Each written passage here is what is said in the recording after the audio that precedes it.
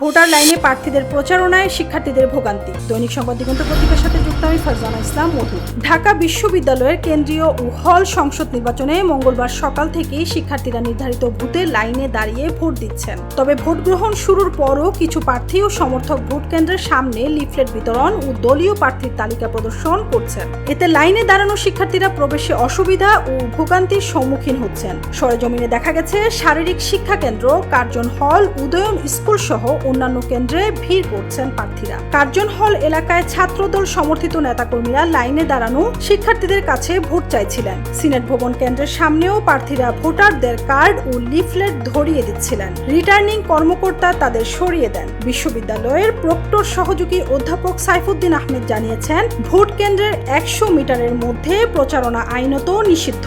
জহুরুল হক হলের provost doctor Faruk Shah বলেন, প্রার্থীদের সরিয়ে দেওয়া হয়েছে যাতে জটলা না হয়। দীর্ঘ প্রচারণার পর ভোটের দিনও ক্যাম্পাসে উৎসব মুখর পরিবেশ বজায় থাকলেও শিক্ষার্থীদের ভোগান্তি এড়ানো যায়নি।